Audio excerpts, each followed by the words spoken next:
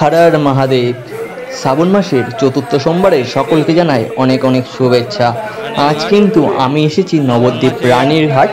এইখান থেকে কিন্তু প্রচুর ভক্তেরা আজকে বাবার মাথায় জল ঢালতে যাবেন। শিবনিবাস প্রায় ৩৭ থেকে ৪০ কিলোমিটার পথ, হাঁটা পথ। তো সেইখানেই যাবেন জল ভরতে। আমি এই মুহূর্তে রয়েছি নবদ্বীপ রানীরহাটে। দেখতেই পাচ্ছেন কত ভিড় এবং বাঁক নিয়ে কিন্তু তারা যাবেন বাবার মাথায় জল ঢালতে। চলুন আজকের ভিডিওটি শুরু করছি, সম্পূর্ণ ভিডিওটি দেখতে থাকুন।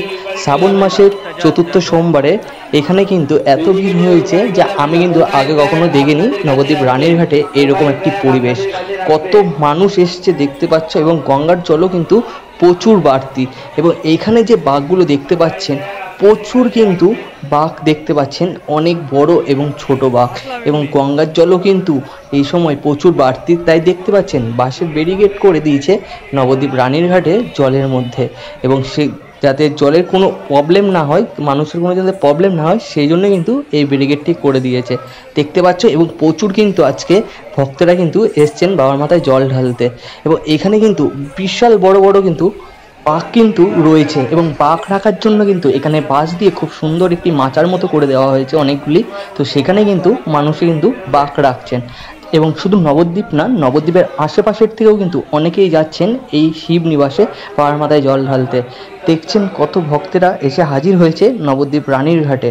এবং সেখানে কিন্তু পুলিশ প্রশাসনেরও কিন্তু খুব সুন্দর ব্যবস্থা রয়েছে দেখতেই পাচ্ছ নবদ্বীপ রানীরহাট। এবং জল কিন্তু অনেকটাই কিন্তু বাড়তি রয়েছে। এবং সামনেই রয়েছে কিন্তু নবদ্বীপের রানী রাসমণি ঘাটের একটি মূর্তি, সেটিও কিন্তু দেখতে পাচ্ছ। এত ভিড় হওয়ায় এখানে কিন্তু খুব সুন্দর পুলিশ প্রশাসনের কিন্তু ব্যবস্থা রয়েছে দেখতে পাচ্ছেন। এবং এখানে কিন্তু প্রচুর ভক্তরা কিন্তু এসেছেন দেখতেই পাচ্ছেন। এখানে কিন্তু বাঁক তৈরি চলছে। যারা বাবার মাথায় জল ঢালতে যাবে তারা কিন্তু এখানে কিন্তু গঙ্গার জল নিয়ে কিন্তু বাঁক সাজাচ্ছেন দেখতে পাচ্ছেন। কতগুলো বাঁক এবং অনেক বড় বড় কিন্তু এখানে বাঁক রয়েছে।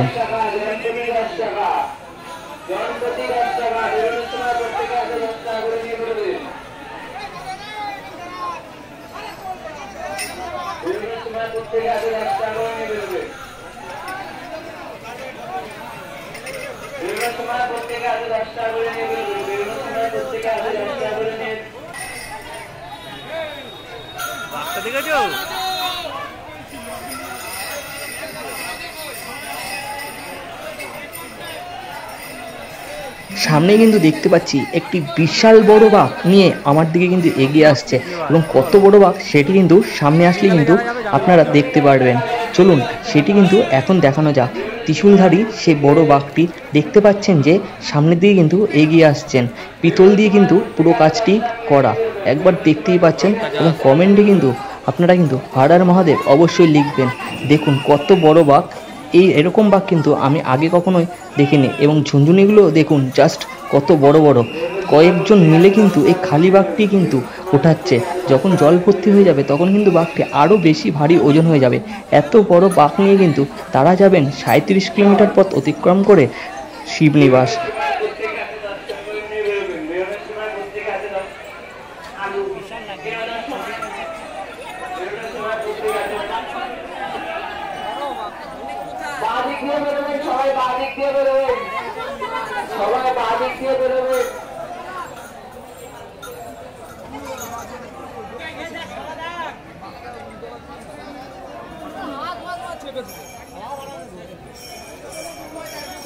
প্রত্যেকে হাতে ১০ টাকা করে নিয়ে বেরোবেন, প্রত্যেকে হাতে ১০ টাকা করে নিয়ে বেরোবেন। বেরোনোর সময় প্রত্যেকে হাতে 10 টাকা করে নিয়ে বেরোবেন। বেরোনোর সময় প্রত্যেকে হাতে 10 টাকা করে নিয়ে বেরোবেন। সাঁতার না জানলে কেউ বেশি জলে নামবেন না, বেরিয়ে গেলে ওই পারে যাবেন না। সাঁতার না জানলে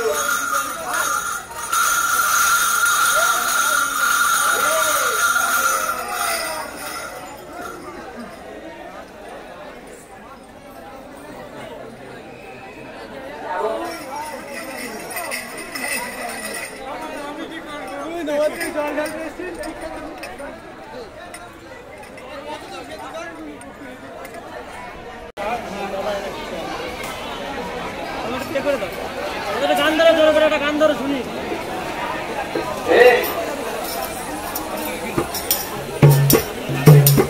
বাহ বাহ বাহ দিয়েছে গুরু, বাহ।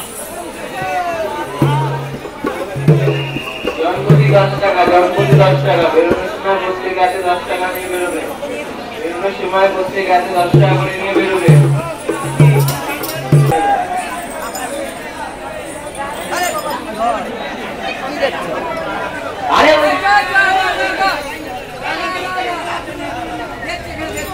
বেরোনোর সময় প্রত্যেকে হাতে 10 টাকা করে নিয়ে বেরোবেন। বেরোনোর সময় প্রত্যেকে হাতে 10 টাকা করে নিয়ে বেরোবেন। সবাই বাঁ দিক দিয়ে বেরোবেন।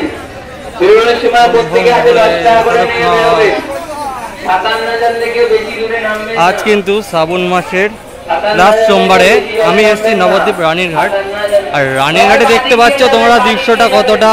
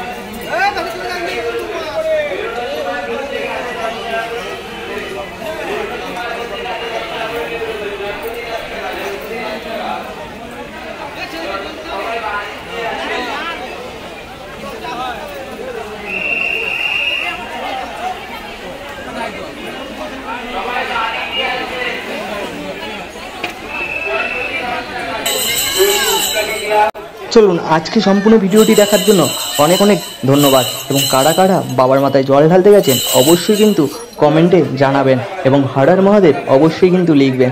চলুন দেখা হচ্ছে পরবর্তী ভিডিওতে। ততক্ষণ ভালো থাকবেন, সুস্থ থাকবেন এবং আনন্দে থাকবেন।